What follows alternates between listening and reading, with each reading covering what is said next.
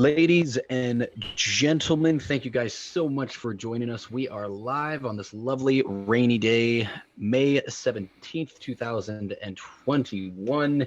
My name is Sean Phillips. Today I am joined live with my two co-hosts, Mr. Andy Van Beber, Travis Kirkendall. We are the Voice of Reason podcast, and today we have a very special guest, Andy's old friend, Matthew Eddleman. I hope I've got that last name right. Welcome to the show, gentlemen. How are you all doing today? Great. Very good. Very good. Excited for this one. Yes, we've already discussed pre-show that we're not going to make any unneeded comments about anything about anyone at any time. Andy's referring to talking about genitalia, and we'll get into that later, believe it or not. But we do have a very excellent show planned for you guys. We do have two, not one, but two. We'll say pastors. I know Andy's done some youth pastor work in his time. You have the two problem children, and thank God we left out the Catholic priest, because we are going to have a good time tonight and not have to have any pending investigations following afterwards. So say you. Well, first and foremost, true.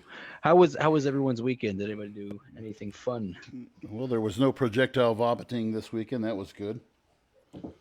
Oh yeah, you had that flu. That was it last week? Yeah, it was last weekend. Yes. Before? Yeah, you know. Mm-hmm. So Matt, how about you? Anything fun for you this weekend? I started off with a little bit of landscaping, which I thought would take about 4 hours. Took 2 days.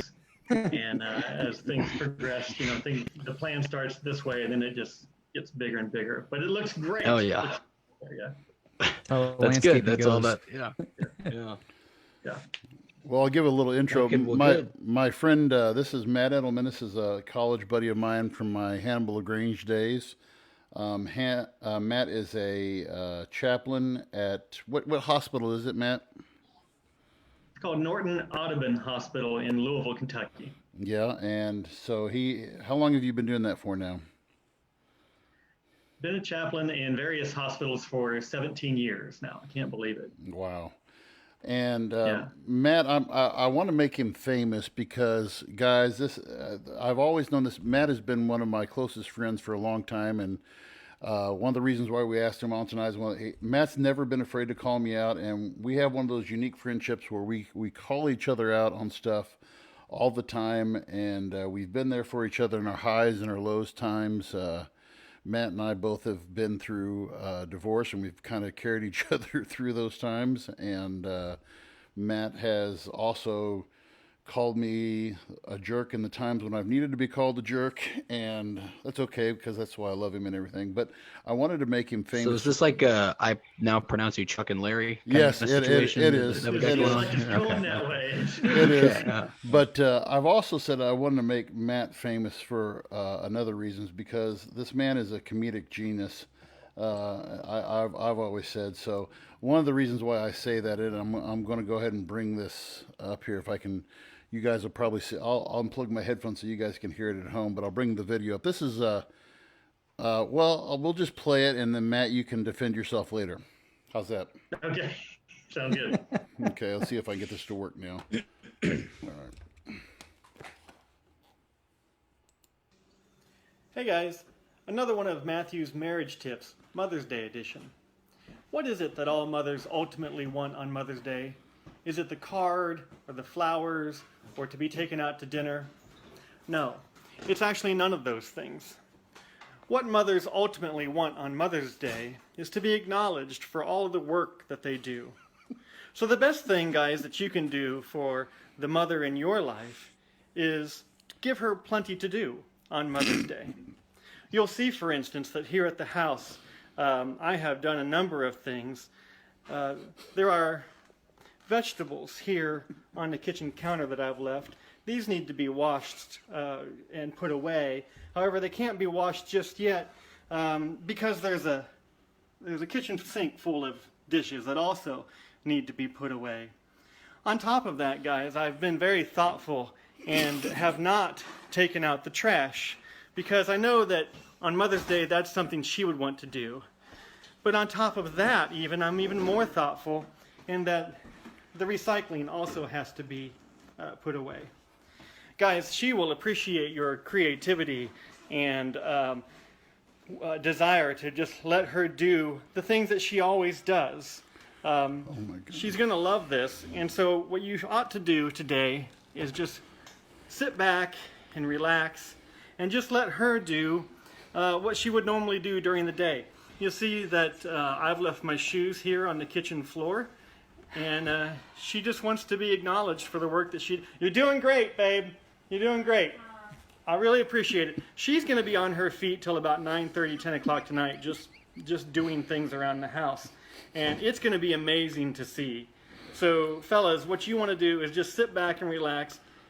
Let your wife do all the work around the house, but make sure that you acknowledge that she has a lot to do and that you've left her a lot to do. Trust me on this, fellas. She's going to go wild. Ladies and gentlemen, that to me is that's just gold right there. Yeah, I don't know if, how many of our listeners here tonight are in relationships, but I feel like from time to time I put out videos that really help encourage the growth of a relationship and really spark some new pioneering ways to continue to work on it. I said, when you come to bed later tonight, it's going to be, 10 o'clock because I'm going to be asleep. But, if you come into bed and please try to just slide in carefully so I don't wake up. But if you do wake me up, if you're lucky, that's when I'll put the moves on you. If you're working all day long. Oh, my God. And we're going to finish off Mother's Day. I'm going to put the moves on her. Oh, my gosh. If I wake up. Oh, my God. You're doing her a favor. You're doing her. Thank you. Thank Yes. you. Oh, my God. I'm thinking of her. Yeah, you are. I'm thinking of her in this. Yeah. Oh, my gosh. See, this is what I've got to put up with for so long, and but anyway, that I just wanted to share that with follow him there, Matt Eddleman on Facebook. Yeah, look him up. Look up some of those great videos. Mm-hmm. There's some great ones on there. But anyway, They're golden. Oh, Sean, you're going to be there soon. Don't worry. Yeah. Hey, I was literally just going to take this and roll with it tomorrow. I was going to give Tony her own little mini Mother's Day tomorrow, just with all that advice, and I'm going to see how it goes. I'm sure it'll be super, super awesome, actually. Yeah. It'll be memorable. Absolutely. One way or the other. Make sure you film it. I want to see this. Yeah, I do too. So I actually value my life. Yeah. Well, I don't know. She might be tiny, but she can kick your butt. She can kick your butt. She could. I was going to ask Matt, lead into this next thing. Since you're down there in Kentucky, are you guys seeing anything of this shortage, or are you guys having any on gasoline or anything like that, or are you guys seeing any of that? Yeah, no. Yeah, people have been filling up. In fact, I went to the gas station. There was a gas station about 2 blocks down the street, and on Saturday, I think I was there, and they had signs that they were out of unleaded gas. You could get some of the other higher octanes, but the 87 octane that I usually get, all the pumps, they were completely out. Wow. Which is pretty dumb here in Kentucky, because that pipeline that was had that, what is it, a ransom attack or a cyber attack? Right, Yeah. right. It doesn't serve Kentucky. So Kentucky wasn't affected by that, but people were still freaking out about it and getting gas. Well, I wanted to share this. I guess you guys have, you guys won't be able to see it, but our viewers will be able to see this. This was a tweet from the U.S. Consumer Product Safety Commission. This was 5/12, if you guys can see there on the tweet. And it says, do not fill plastic bags with gasoline. Use only containers approved for fuel. And so this was the story. It said and this was from CBS on this was today. So this is today.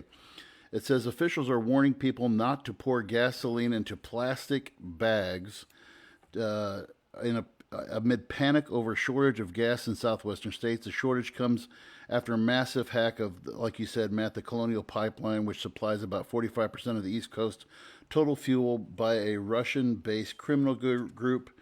And then it said there was one. It said at least 2 tweets, a photo of a car trunk holding clear plastic bags filled with gasoline, and a video of a woman pouring gas into a plastic bag. While some posts were found by Snopes to be several years old, the U.S. Consumer Product Safety Commission nevertheless posted a flurry of tweets advising people not to carry gasoline in plastic bags or other containers not approved to carry fuel. And then one of my former students' dad is a truck driver, and you guys again aren't going to be able to see this, but you need to look on your phone. So this is a photo that he got from somebody, and this is a woman trying to put gasoline in a laundry basket. So, I mean, that's just that's pure genius. But was it last year was toilet paper, and this year's gasoline, and I don't know what people are I saw, I've seen photos of people doing all this, just getting, gasoline. I have seen, people, the videos on the news of people getting having 10, 12 of those gallon gas cans in the back of their car, and they're filling it up. I'm like, okay, what are you going to do with that now? Are you going to are you going to sell that? What are you planning on doing with that? I've heard of some people doing that. Well, I mean, right. I was reading something about it. I don't know. Well, I mean, gas is, so here in Pittsfield, gas is $3.19. Across the river over in Louisiana is $2.79. And I mean, of course, you guys up in Chicago see what, $4 gas all the time anyway, don't you, Travis? Unleaded right now is, for me, it's like $3.41 I just paid. Wow. Which could be worse, Yeah. I drive a Chevy Cruze, so I get away with good gas mileage, but it still sucks. Yeah. It used to cost me $20 to fill up my car. Now it costs $36, $37 from empty. Yeah. It's quite a difference. Yeah. God, you never would have thought that in 2021, the PlayStation 5 would actually be easier to obtain than unleaded gasoline in a couple of these states all across. Like, people are now going back to OnlyFans just to be able to fill up their car, and I respect it. You know what? We just got a minivan too, so. Oh yeah, you did get the minivan. Yeah, good luck. I'm probably gonna have to start uploading. You got to fill up the plastic bags, and... obviously. Throw those in the back. Throw them in the back with Julian. Well, that was what is it about? I mean, I still to this day don't understand what the thing was with the toilet paper. I mean, Here's the thing.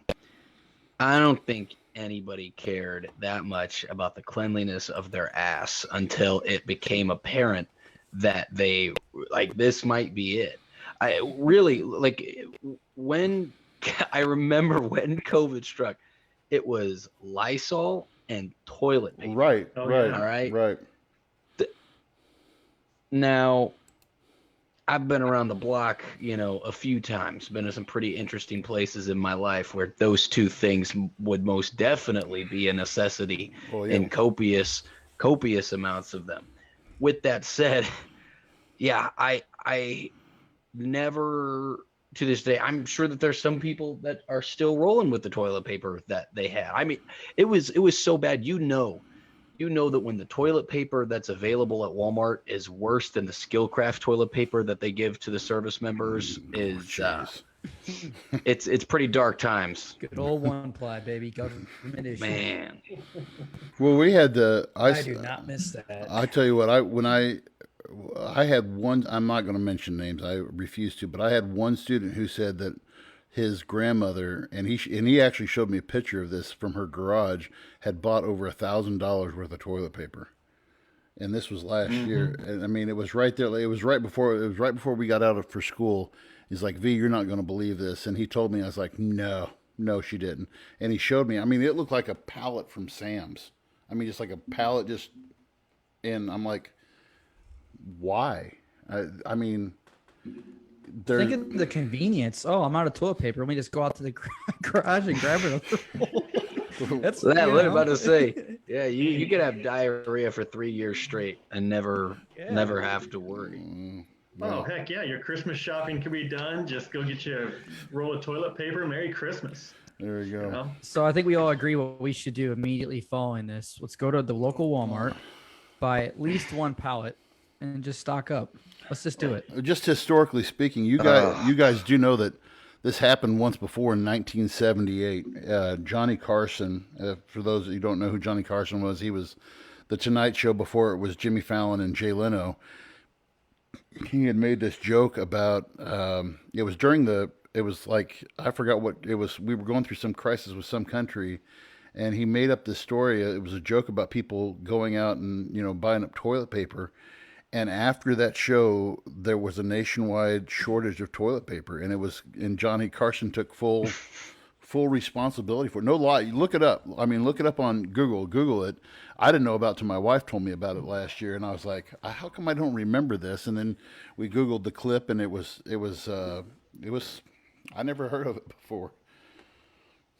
So that's like War of the Worlds, but just for ass paper. I love it.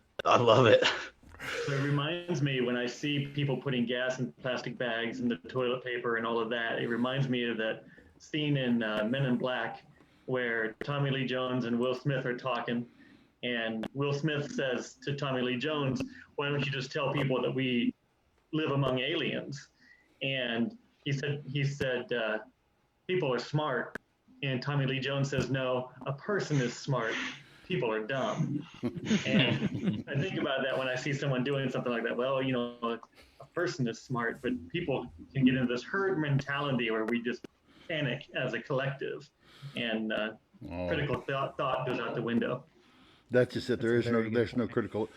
Hence the point of Voice of Reason podcast, and we're educating people. Well, also it reminds me of like whenever there's like a big snowstorm, and I would always hear it from my mom. Make sure you have milk, bread, and eggs. Milk, bread, and eggs. And here's the thing: what sucks is like I eat milk, bread, and eggs pretty regularly, and they're not hard to come by. They're always on the shelves because this is 2021 America, and it's harder like to find zebra cakes on the shelves or a bunch of other bullshit processed foods. But the second that it starts snowing, people are like, we gotta be healthy and get these 3 things that we can live off of for however long we're gonna be stuck in the snow. I know. It is extremely frustrating. Extremely. Oh, by the way, Sean, Reed says that you need to clean it, so I'm sure he meant your butt, so That's an inside joke there. Yeah, we're not gonna dive deep into that one, but let's say there's not enough toilet paper in the world to fix the problem that he's discussing. But there's plenty of other problems that are going on in the world right now. Why don't you go ahead and dive? Why don't you go ahead and go to the next one, Sean? Yeah. So, as many of you guys have seen, there's been a lot of issues in Israel dealing with Palestine. This has been, truthfully, as you guys know, the power of celebrity and the power of influencer is continuously growing. There are a lot of individuals that typically speak on certain subjects just because they think it's trendy. There's not an actual care given to certain individuals. They're just like, I'm an important person with a blue check mark, so it's my time to shine, and I'm going to get the people behind me. And unfortunately, it's leading to a lot of misinformation. This is not new. This is not anything crazy. But unfortunately, it's dealing with a pretty serious situation where there's lives involved. And anytime that, a life is lost, we've talked about this on the podcast before of how desensitized we've become to things. And often even, I was guilty of it myself when I was looking at the deaths from the Palestine-Israeli conflict over the years. And I was like, well, those numbers aren't that high. But in retrospect, it's incredibly high. Yes. So this is a very complex situation. Unfortunately, we don't have all the time in the world to kind of talk about everything that's going on. But for those that don't know, Israel and Palestine have been at each other's throats for a very long time. 1948. And this dates back, post World War II. Thanks to the British government doing what they thought was giving back, and it's led to conflicts, and it's led to many wars. I say many, but I mean many, a bunch of different skirmishes and events, and a creation of. And I thought this was actually very interesting, and I don't want to get too opinionated on this, but I was reading a New York Times post, which I generally look at New York Times as a pretty evenly balanced kind of publication. They do have their moments, but one thing that really kind of ticked me was their description of Hamas, who Israel believes is a militant organization, which it is not. Really kind of threw me for a loop, because the creation of Hamas, which now, whether or not some people want to argue whether it's a terrorist organization or whether it is just a government organization, that is up for people to discuss. But to say that it's not a militant group, it's rather interesting, because it was a government militant group that was created to help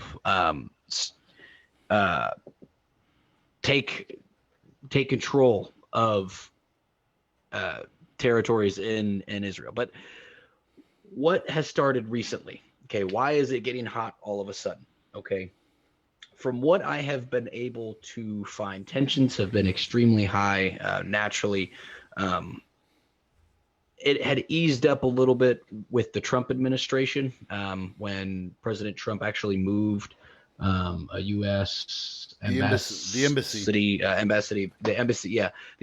into Jerusalem. Israel, and I in Jerusalem, yes. And I watched several videos.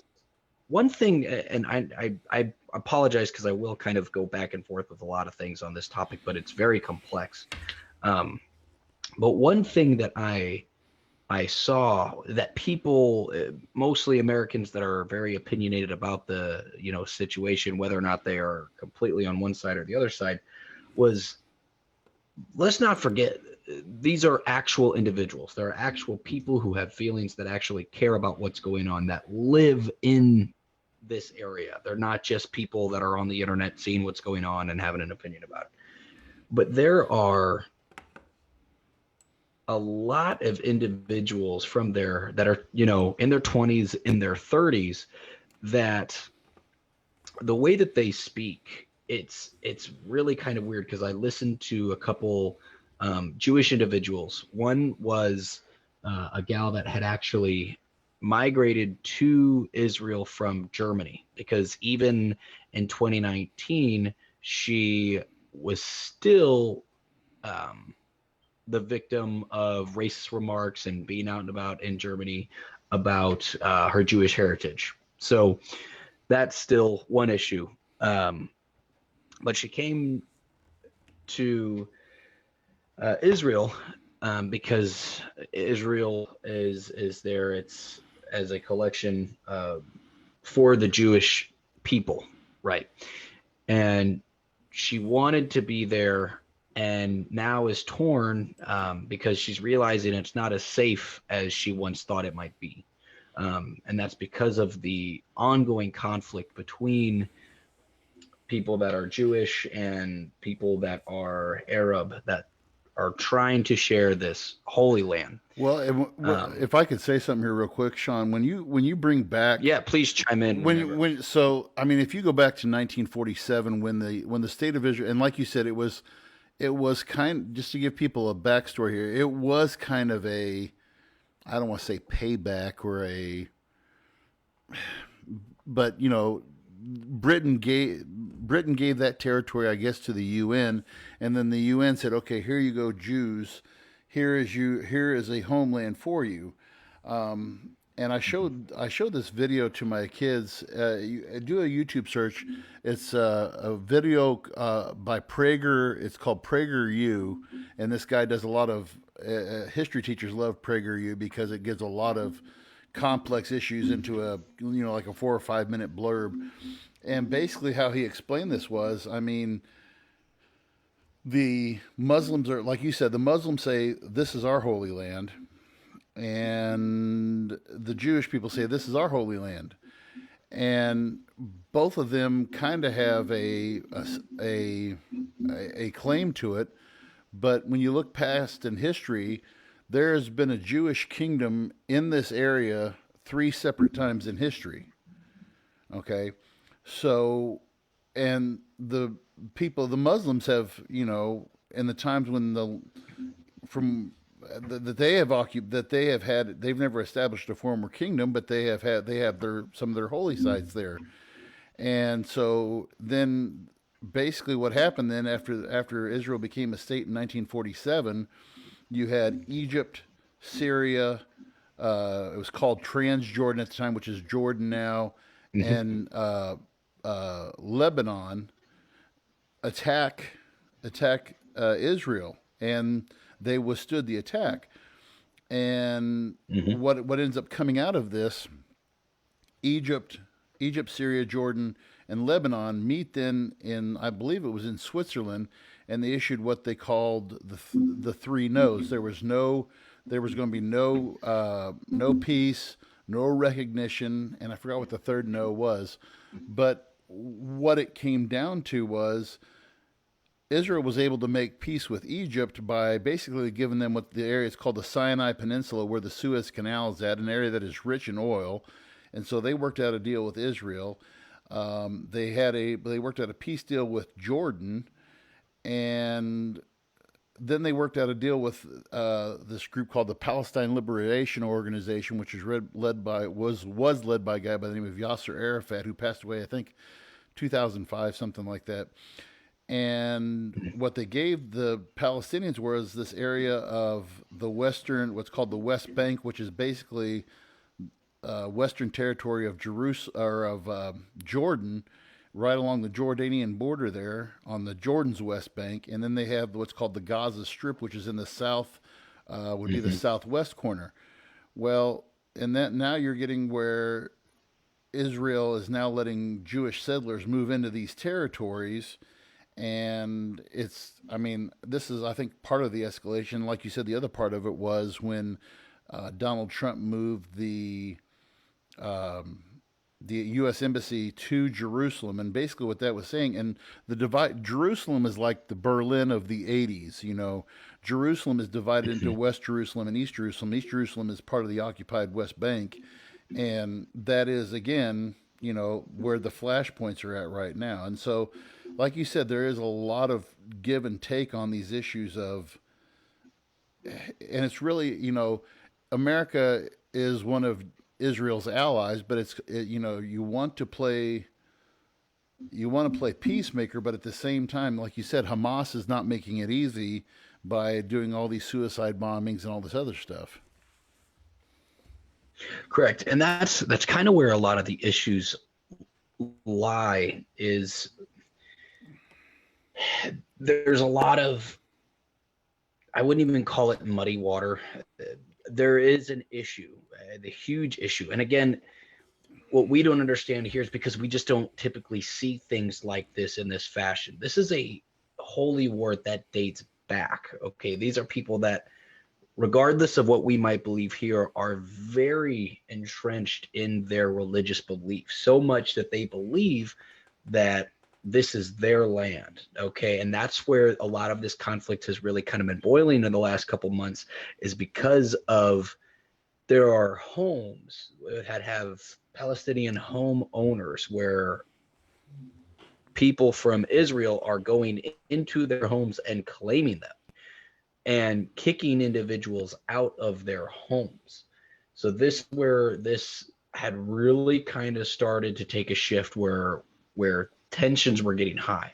From what I have gathered, what I've been able to do the research on why things are literally blowing up, was just about a month ago, On April 13th, which is the first day of the Muslim holy month of Ramadan, there was an incident between Israeli police and Palestinians at a mosque in Jerusalem. From my understanding, it had something to do with there were loudspeakers that were playing.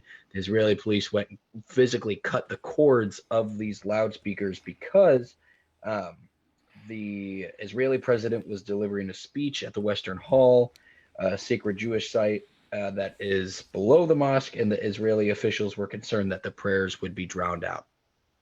The prayers from Ramadan would drown out the speech. So this was confirmed by mosque officials, and then Israeli police were silent on the situation. Now, this turned into small protests, okay, where there were protests against Israeli police, which turned into, as we've seen here in the United States, protests can turn violent very, very quickly. Mostly peaceful. Yeah. Yes. And as many of you guys might have seen, there was, what mosque was that?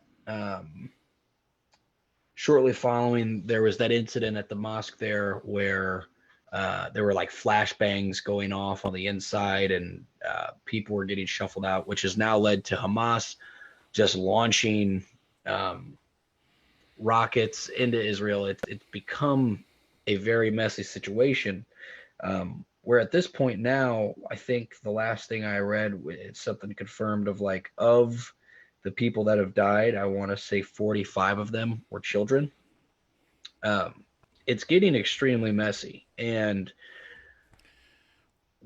we are at an awkward time where now it seems as if a building that was occupied by the Associated Press was bombed and destroyed. Now, there had been warnings. There were no individuals from the Associated Press that were injured, which is a very good thing. However, once independent media are attacked, now it becomes a much larger foreign issue. President Biden has been relatively quiet on the issue, which is causing even more stir because now that is agitating the Israeli president. That is agitating. I mean, we have Vladimir Putin is calling for a UN summit in the nations, not our president. It is Putin that is trying to stick his foot out and try to be the ringleader on this and try to, contact nations like France and Germany and other nations to try to actually come get foreign leaders at a summit to help resolve this issue. And I think it's ironic. That is very interesting, at least. I think it's ironic, and I may be reaching at something totally out of left field with this, but we've been in this position as well. If you what you just described to me, Sean, sounds like something we did to a group of people, say, 200 years ago when we forced them off of land that was theirs. At what point, and here's where, and maybe Ed and Travis can kick into this. At what point do we get involved? I mean, do we have the right to get involved? Is this something that, is this one of those situations where, and Travis, this kind of goes back to our discussion last week, is this one of those situations where we sit back and let them hash it out, or is it we're going to let them blow each other to smithereens until there's nothing left? I mean, what do you guys think is the best answer for this? Matt, I'll let you take this first. Yeah, so I appreciate Sean's comment that, there are real people in this conflict who are dying, who are traumatized and will forever be.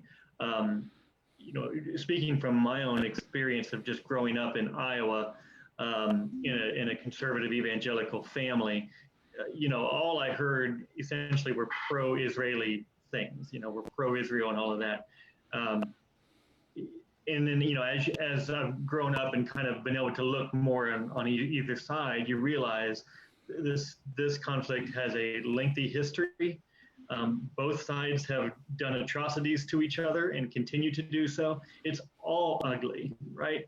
And, I work closely with a Palestinian doctor here in Louisville who, he doesn't say an awful lot publicly, but he talks to me some about, what's going on. And he's visibly upset. And he has, of course, friends and family that are directly being impacted. And so, it's tough.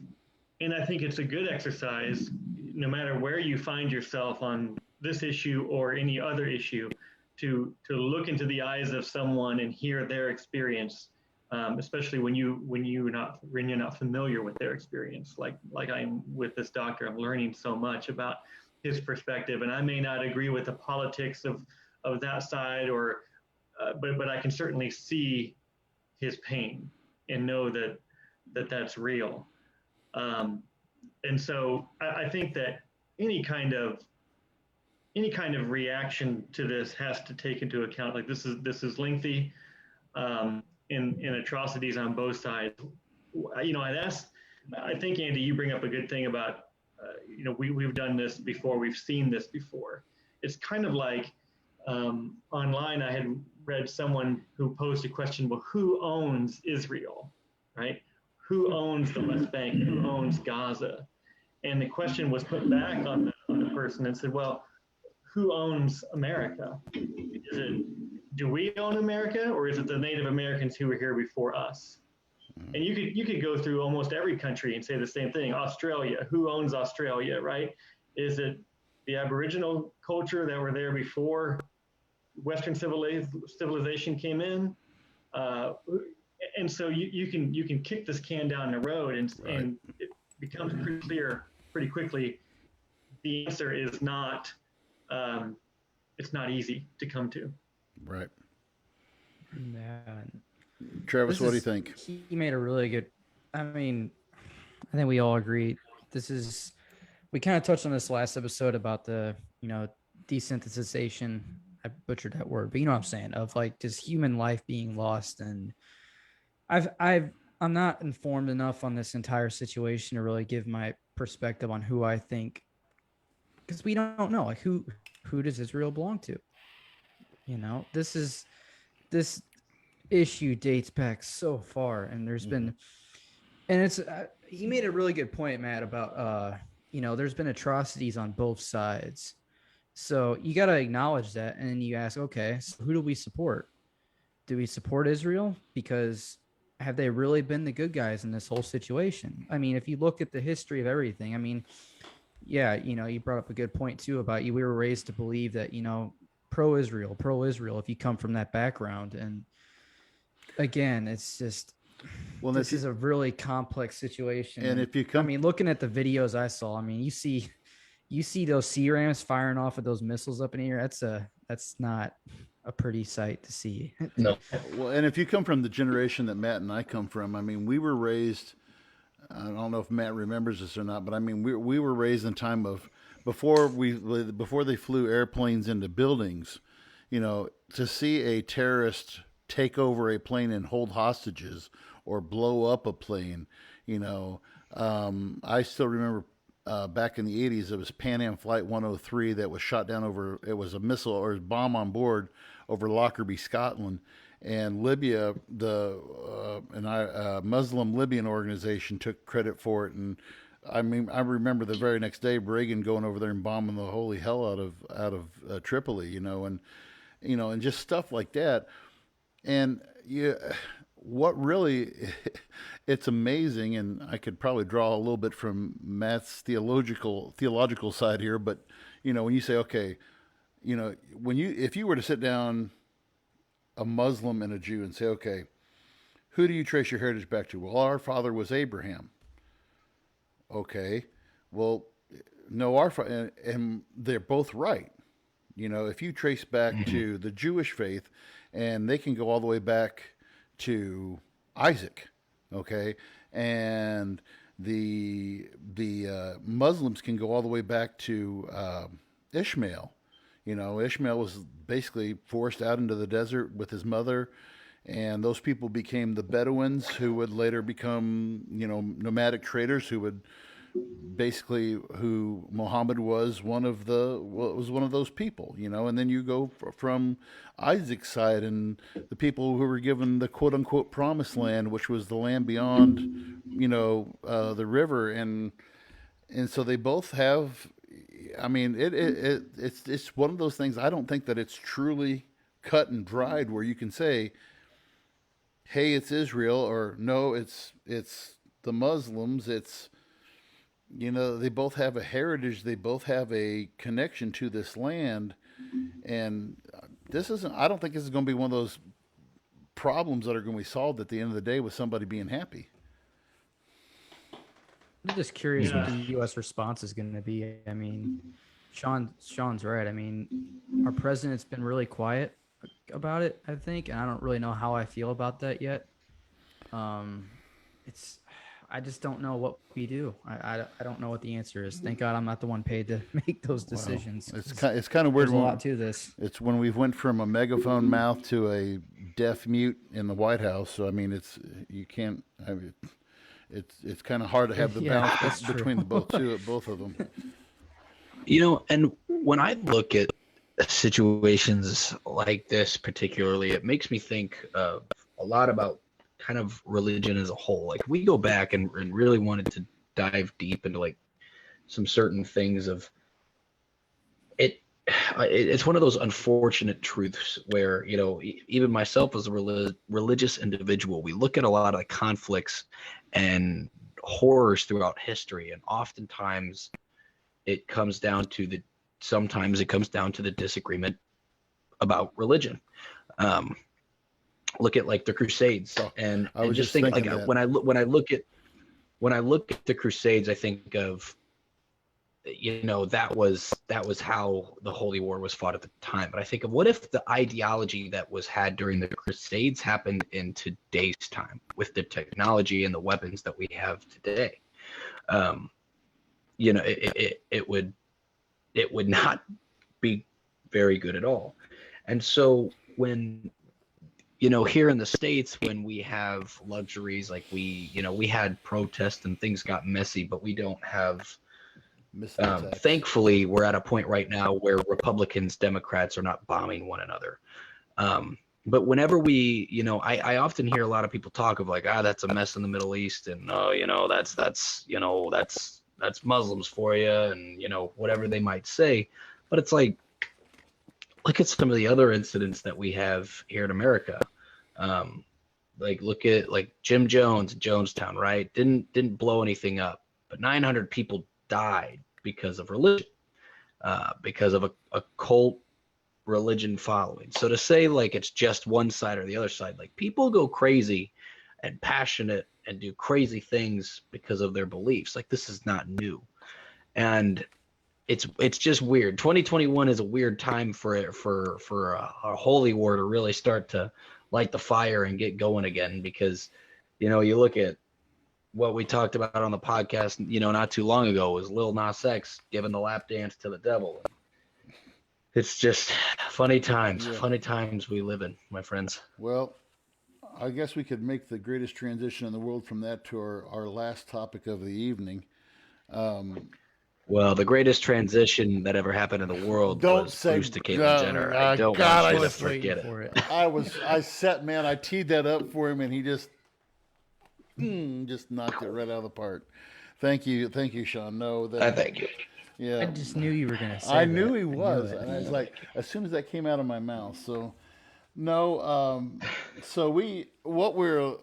One of the things, and this is one of the reasons why we have Matt and I have had many a discussion over this, but I have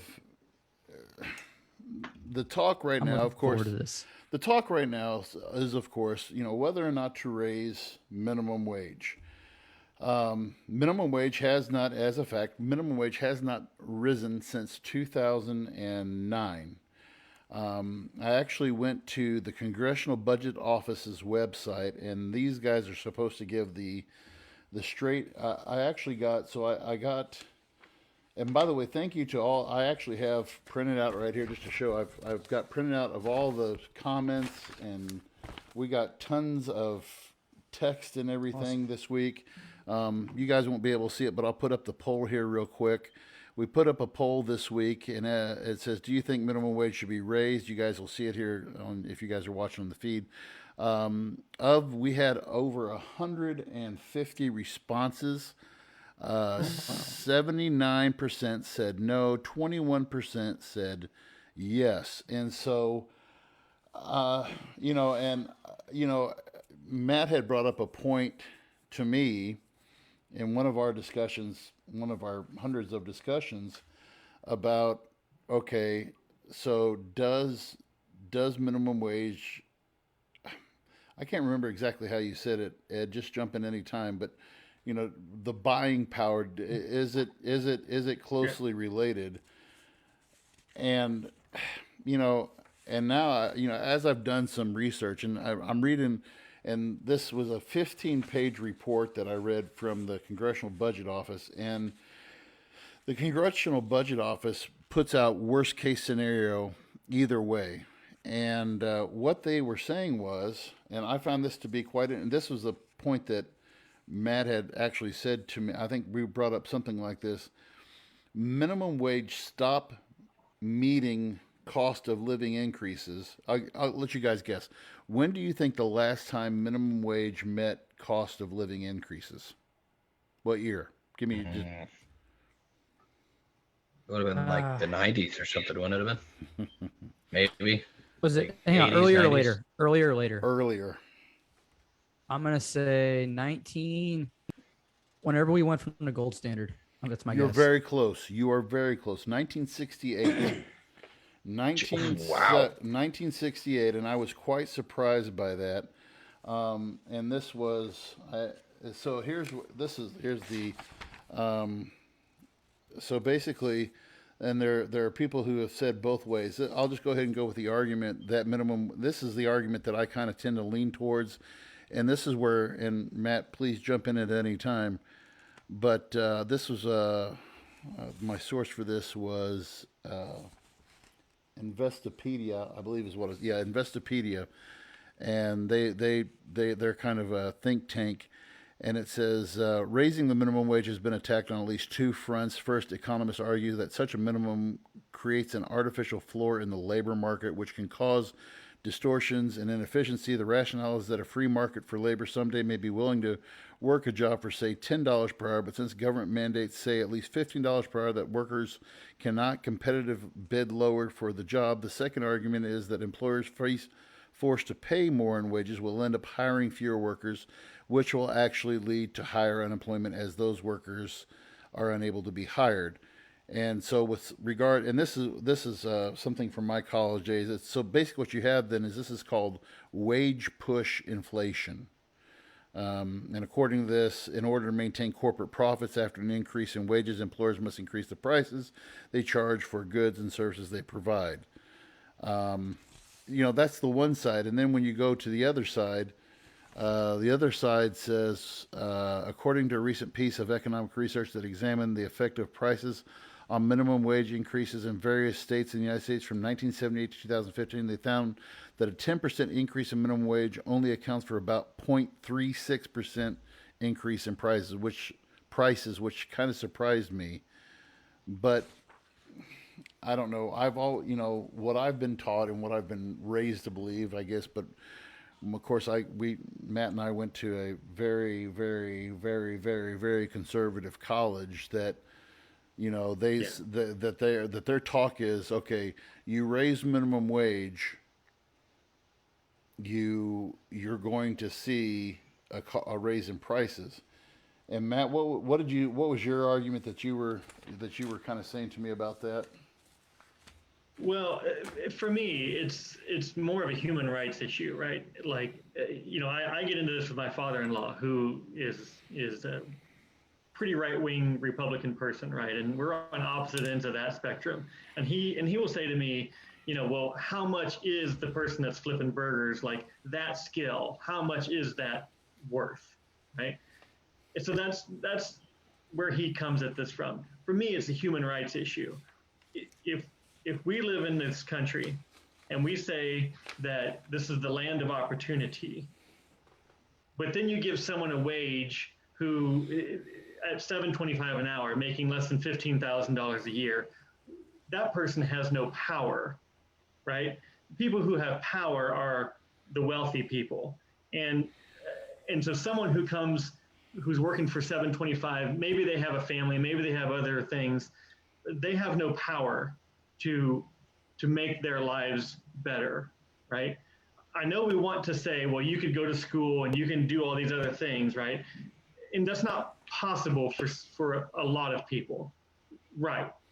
College is expensive. Trade schools are expensive. If you've got a kid or two or a house, or you're just buying groceries, your purchasing power is far less than it was even 10 years ago. And so I really advocate for this $15 minimum wage, just as a human rights issue. I've seen also the studies that say, if you increase the minimum wage to $15 an hour, that raises 1 million people up out of poverty directly. It also affects about another 17 million people indirectly, and actually will reduce the number of people on government assistance. That is actually, just to back you up on that, Matt, that is exactly what the committee on, or the Congressional Budget Office, that's what they're saying as well. Yeah. And by the way, I was just thinking about you reading that 17-page report from the Congressional Budget Office, and I was just thinking, I bet Janine finds you about the sexiest man alive when you're reading that kind of stuff. And I was getting a little hot under the collar just thinking about the CBO myself. Thank you very much. Yes, I'm gonna need a moment. Yes. I have some ice for you, but yes. I'll be out walking parapet. Now that is a joke that Matt and I have with each other, Sean. Yes, shaking hands with the Wookiee. But we actually have a comment from I don't know if Ed remembers Greg Ridenhour or not, but he says, I can remember working my first job in 1986 for $3.35 an hour. I actually, one of my friends who works in the union, he actually asked me to, he actually listens to the pod. He goes to work at 4:00 in the morning. So he actually texted me some stuff, and he wanted me to make sure that I read this, and you guys can react to this how if you want to. But he's a union carpenter, works down in Wentzville. He drives from Pittsfield down to Wentzville. And he says, so if they raise minimum wage up to $15 like they want, and carpenter starting pay is $14.75, what jobs are kids going to pick? The one inside, put out of the weather, or the more physically demanding trade job? This is where we, and he says we, as in the carpenters union, will lose our trade jobs anywhere they raise it. And he said, definitely no. And then he goes on to say that it's the general consensus of what I'm saying, that if these kids are willing to take minimum wage jobs out of high school, who's going to build buildings, fix roads, or repair houses when the older generation retires? And I see that aspect of it too, because when I look at, and now I'm going to go to the right side of this. So as someone who, and my first job, and please don't take this the wrong way, Sean, but I actually worked as a stripper too, but it was actually in an antique shop. I stripped furniture, but just get that visual out of your head. But I worked in I worked in an antique shop at age 15, and I made $3.50 an hour. And everybody has that story of the first job that they had, and so and we all worked. I mean, I can tell you that my parents gave me nothing. I mean, my dad was a Baptist minister and a church planter at that, and I got more money from Pell Grants than I did anything else, and I did take out my wife took out a sizable college loan that we just paid off a few years ago. I mean, and this is where I see the struggle coming down, is between the older generation and the younger generation. I mean, you have the older generation that says, okay, we're going to work, we're going to work at this and say, well, we went through all of this and we worked our way through this. So why can't you kids do this? And why can't you kids work through this? And I don't want to sound like. But I think that's a myth. Don't you think that's a myth? I mean, because even if you look at, the generation that went through the Great Depression, right? They had huge governmental help. I mean, it wasn't just them by themselves. They were poor as heck because the economy and the policymakers in Washington helped to drive this economic depression. So, I mean, I think it's a little bit of a romanticized revisionist history to look back and say that, well, we did this. Government exists to secure the safety and the prosperity of its citizens. Mm-hmm. That's what it ought to be doing. And I think in our American culture, it's often romanticized this whole pull yourself up by your bootstraps. Some people have no bootstraps. So do you think that it's one of these things though where, I mean, we're seeing enough. Let me back up and say it this way: we're seeing enough separation now between that generation and, I mean, my father. I don't. Was your dad alive during Depression, Matt? Was he part of that generation? No, he was born in 1945. Okay, so it'd be a little bit after. Yeah, so my dad was born. My dad was born in 34, so he was born right in the heart of it. And he talks a lot. Of course, my dad was part of that group that was called the Forgotten Man, which was the farmers. They got the AAA money, but they didn't get, but my grandfather on my mom's dad worked for the WPA.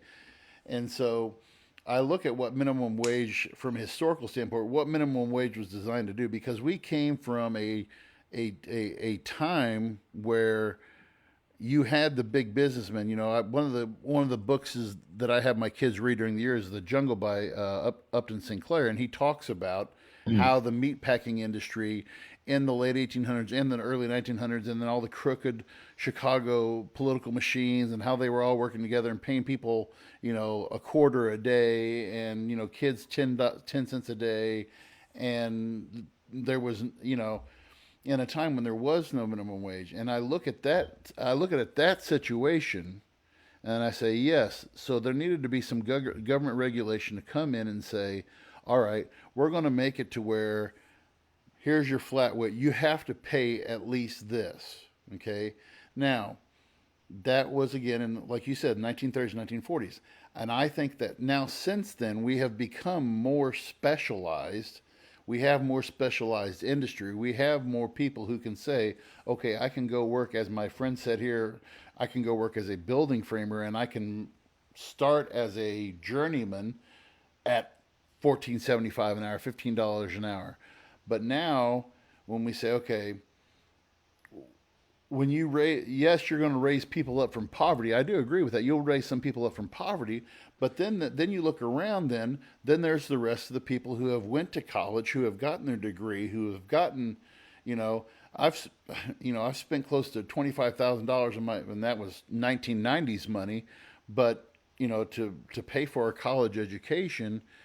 And what I hope to gain from that was a higher paying wage than minimum wage. Now, that makes me out, but then again, that makes me out to look like a jerk because, okay, I deserve this because I went to college more, or do I deserve more than the guy who didn't go to college? And again, this makes me sound like a jerk, but I'm going to go ahead and say it. It's because of the choices that I've made as an individual that I'm going to say, okay, I choose to go into profession. Now, granted, teaching isn't a big time paying job, but at the same time, I'm going to make more than minimum wage, in what I do. So, I mean, that there's just, to me, there's no, and again, to me, there's no cut and dried way to look at it. I don't know, Travis, what's your thoughts on this?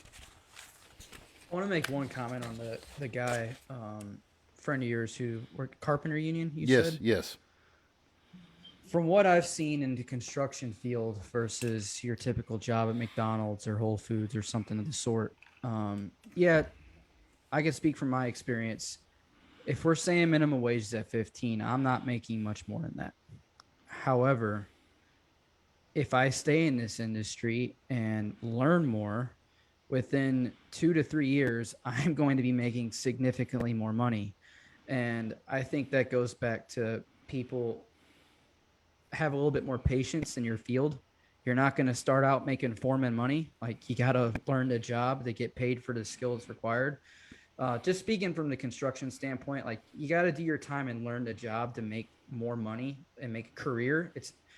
You don't do construction. The construction's a career, like whatever it is. I view it as a career. And you got to do your time with that. And the whole minimum wage issue in general, I was actually thinking about this today. Whether we agree with it or not, I think we're getting to a point where we don't really necessarily have a choice. Matt, you made a point about the human rights issue. And I'm going to agree with you on that, because we're facing inflation right now, whether people want to admit it or not. I think it's a real issue. And we're going to have to get to a point where, $7.25 an hour is worthless. Prices are going up, whether we like it or not. And what do? People are getting paid more to be on unemployment. So what do? Do you just leave them on unemployment, or do we raise the wages to help the inflation issue and get people back into the workforce? I mean, I think we're at a point where there has to be an incentive to work again.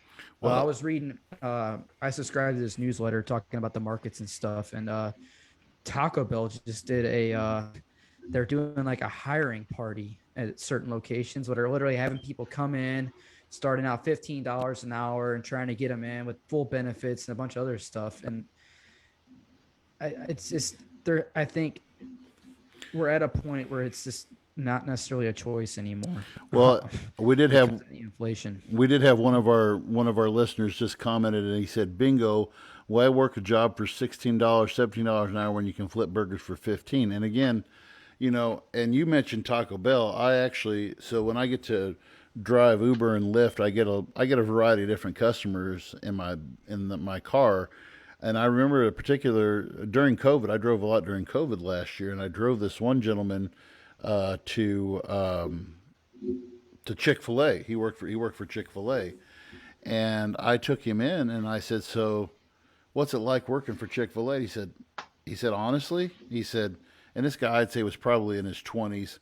He said, "It's the best job I've ever had." I said, "Well, okay." I said, "What's so good about it?" He said, "Well, first of all," he said, "once every economic quarter, our bosses either have they have an employee appreciation day where they bring in these 5-star chefs and they cook for us, and then we get a profit sharing bonus, and I was like, this is Chick-fil-A doing this, and he's like, he said, if you would have told me 5 years ago I'd be making a career out of working at Chick-fil-A. And he said, and they give us all opportunities for upward mobility through the company, and so when you look at that, you say, okay, so there are those companies who are doing it right, but I look at to me, and again, going back the other way, I look at the corporate devil. To me, the corporate devil is Walmart, even though I probably spend more money there than I ought to. I mean, they purposely keep their guys below 40 hours a week, so they don't have to pay them insurance. They don't have to give them, and and then I'm sorry, guys, I'm one of the weirdos who doesn't use the self-checkout, because I'm like, okay, I'm taking away jobs from somebody because, and so, I mean, there's just so many different sides to this that I mean, I can see both sides. To talk about the corporate thing, I worked at Whole Foods for a couple months, and I was a part-time worker who got none of the benefits, and yet I worked 40 hours a week. Most of the employees at that specific location were part-time, and some of us were doing overtime during the holidays, but we weren't full-time employees, so we didn't get the benefits, which we had we do have another listener who said, so if you pay someone $15 flipping burgers, that value meal price goes up because the company is going to have to more cost. So in the end, inflation goes up, and yes, we are making more money, but putting more out. I think eventually it all equals out in the end, and we're back to the same situation. And in that I think the price goes up regardless. right? And prices go up regardless. well, see, and that's just it. So you have what's called, and that's the other side of it. So you have wage push inflation, and you have market push inflation. So it's two sides to the inflation coin. Market push inflation is basically because of some aspect of the market driving the prices up. When we first saw gas hikes back in, what was that, 2008, 10, somewhere in that area, and we really, so you saw because, and that was a trickle down from OPEC cutting back on the supply of oil that they were putting out there, and then so everybody had to. I mean, I remember this sounds silly, but I still remember this. My garbage for every 3 months went from $45 up to $75. And I still remember that because to me that was a great example because those guys are like, hey, we're burning the same amount of diesel, it's just costing us that much more to, and so that's what you call a market push inflation, and according to, and again, this was something out of the budget office, we've seen more market push inflation than we have seen wage push inflation. I think the actual percentage that they actually said was I think I said earlier was like 0.38% since 1968 of the inflation. 0.38% of that has been wage push inflation. So, I mean, I honestly have had my eyes open doing. I could, like I said, I've got just pages of stuff that I poured through today just to look through this, and I was kind of, it was enlightening at some point to look at this, but it's easy for everybody else to say, just, should corporate take one for the team? And that's the question I'll throw out to you guys too. Should corporate America take one for the team? Because most of these business get in for what we call the profit motive. Capitalism is based upon profit motive, making money you go all the way back to Ray Kroc. When he started McDonald's, actually, he stole the idea from McDonald's. That's a totally different story. But when when Ray Kroc, he saw an opportunity to create a business where people could get a burger for 15 cents and he could make a good profit off of it. And then, from that time, then we've seen these guys make profit. We see Walmart. Walmart's always about the bottom line, selling low cost crap, and then paying their workers low wages, and so do you guys think that corporate America needs to take one for the team? I had seen on the news Senator Josh Hawley, is he from Missouri? Yeah, yes. Hawley, yeah. Yeah, and he's not at all one of my favorites, but I know that he had proposed an idea that if you are a corporation or a company that make over $1 billion a year, that he would mandate that they pay at least $15 an hour, with the assumption that if you're making that kind of money, you can afford to pay your employees $15 an hour. To me, I think there's a huge corporate responsibility because we have to remember that many of these corporations are not paying anywhere close to their fair share in taxes. And and sometimes that's for good reason. You want to attract businesses and things like that. But Andy, I think you're right. In my mind, also the corporate evil is Walmart. And if you look at how much they make and how little they actually pay, compared to right, their such a low wage is inexcusable. Well, and when you compare them to Target, to Kohl's. Target has come out publicly and said that they're all for paying their workers $15 an hour. I don't know. To me, this is a never-ending wormhole that will go on forever. And part of me says, okay, there are other jobs that are available that pay, that pay better wages than McDonald's. And I mean, should you aim higher? Should you? I mean, but like you said, there's some people, Matt, who live in downtown Louisville who have no access to that education, or who have access to an opportunity. So it's easy for me to sit here in soft, cushy, town of 3,500 where neighbor helps out neighbor, whereas in the concrete jungles of the inner city, they don't have that opportunity. And one of our other listeners here said, sadly, the prices have been going up consistently, even with minimum wage not raising. And that was another one of our former students, and he and I had a conversation about that this week too. So, yeah, I think that, I mean, at the hospital I work at, it's right at the corner is a bus stop, and so many of our environmental services people, our housekeepers, ride that bus. And so, when people say, well, there are other jobs out there, well, if you're dependent on public transportation, you're really limited on the jobs that are accessible to you. You're not going to get that construction job and that new housing development on the edge of town, because the buses don't run out that way. And even if they did, they don't run out that way at 6 a.m. when you've got to be out there on the job site. right.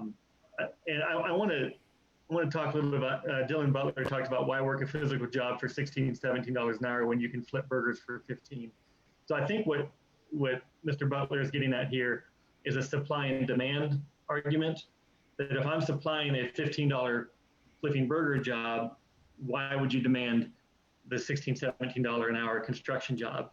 And I think he has a point there, but supply and demand works not only for consumers, but for companies. So if you have that construction job that has that physical aspect to it, and you demand employees to help you, build houses or what have you, then yeah, as a company, you're probably going to have to pay more than $16 or $17 an hour, because you're going to have to attract people who, like Mr. Butler here, would say, well, why do that when I can do this other thing for just a little bit less? You're going to have to attract people to say, well, I'm not going to flip burgers for $15 an hour. I will go and do that physical job because it pays $20 an hour or $21 an hour. And that's on corporations to decide what they will pay. One thing that and Travis can speak for this, and you guys might be able to as well. One thing that always gets me with this argument, and it seems to be the first thing I always hear, is people talking about what is the value of flipping a burger. I've worked in the service industry for a long time. I love the service industry. I love working with food, whether it's behind a bar, whether it's as a server, as a manager, or as a line cook. It's almost insulting to those that have actually been in a kitchen and know what kind of demand is needed for those that work back there. Let me tell you something. It's not an easy job. And here's the thing that gets me. Look at the demand of a place like McDonald's versus the demand of a place like a construction company. Sure, a construction company is going to be very busy. Let's talk, like, even if it's like a smaller, more local one, those construction jobs will come and those individuals will be busy. I've worked many manual labor jobs, and I've worked more deskish jobs, and I've worked kitchen jobs. And let me tell you something. Kitchen jobs are just as physically demanding as any other labor job, even basic training as a soldier. Some of the crap that I had to do at basic training was nothing like the stress of a super expensive wedding, of a crazy dinner rush at 6 p.m. when there's 4 people in the kitchen and there's 200 people wanting a meal. That's what, like, when you, okay, why should he get paid $15 an hour to flip a burger? Well, guess what? Because there's a line of 50 cars at 3 a.m. and there's 2 people in the back of that kitchen, and you all are drunk. And not only do they have to deal with your bullshit at the microphone when you can't even get through with your order completely, and then all, like, that's the thing is people, they part of the issue is when it comes to things like McDonald's, Taco Bell, right? Those are typically the ones we always hear. You flipping burgers, you do, like it's not a very, there's not a whole lot that goes into that. And then you look at like, okay, well, yeah, maybe because they're paid so crappily, not a lot of people that really want to work might be taking those jobs, right? You might have individuals that don't want to work, and that's why the product comes out so shitty.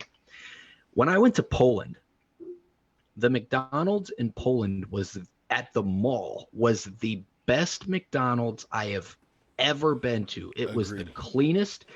When I say, like, when you look at a McDonald's commercial and you open up like the wrapper, that burger looks like what you would see on the commercial when you get it. I asked our translator in Poland, I said, why are McDonald's so nice? Why are they so clean? And he told me, he said, well, people in Poland don't have a lot of money, so they will not spend money on a product that is not worth it. You look at how, and so, for example, the same individual, college was free at the time. I'm not sure if it still is, but at the time he had his master's. He was, I lied. He went to law school. He was a lawyer, but he took a job as a manager at what would be considered a Foot Locker. Because of the way that tax brackets were set up, what he would have made as a lawyer after taxes would have bumped him down to where after what he would have made at taxes as a manager at like a Foot Locker was only about a $2,000 difference. So he said, why would I deal with the stress and the work of being a lawyer when I could just take a small pay cut and be a shoe store manager? And that's where my argument's at, though. Okay, so let's answer that question real quick. And again, I'm going to seem like the douchebag in the room, but I'll take the role. It's okay. I think that shut up, Matt. If I look at Go ahead. If I look at this though I'll rewind to 1997 when I took my first teaching job at Bloomfield, Missouri. My starting salary was $21,000 a year. Now again, that's in 1997 money, but I had students who were working for Tyson Chicken, and they were working for a contractor who. Now it was a crappy job, but they went in and they were chicken catchers, and that's a terrible job, by the way. But the dude he would leave school at 3:30. He would work the 4 to midnight shift, and he was bringing home more than what I was in my position as a teacher. And I'm like, well, then my point is, what's the point in going and getting a degree then? I mean, at some point, if we say we're going to pay those with, and again, I'm not saying but it's going to come out sounding douchey, but why pay those people who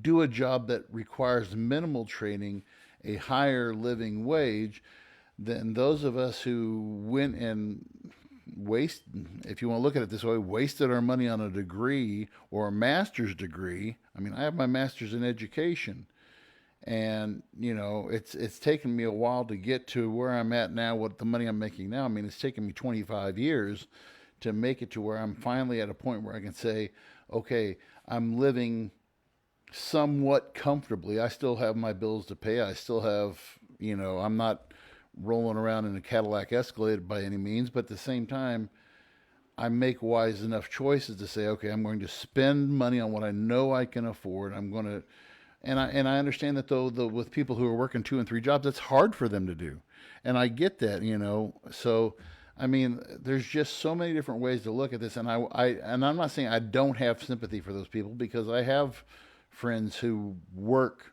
3 jobs who are trying to make ends meet, and they don't have the opportunity that Matt was talking about earlier about getting an education. They just don't have access to that.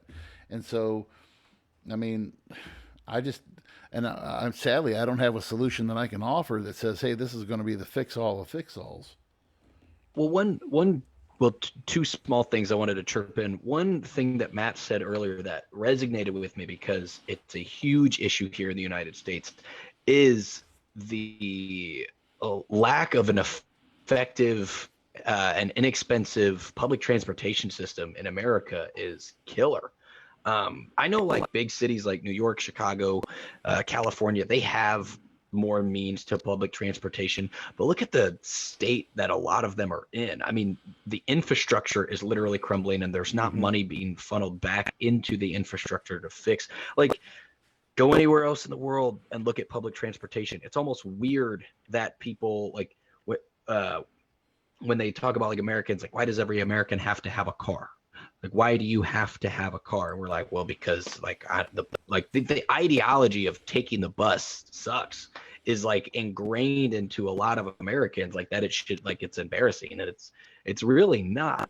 But we've gotten to that point where public transportation is almost like looked down upon, like if you use it regularly in some instances, and it's actually kind of expensive in comparison to other places I've been. Like, public transportation can cost quite a bit.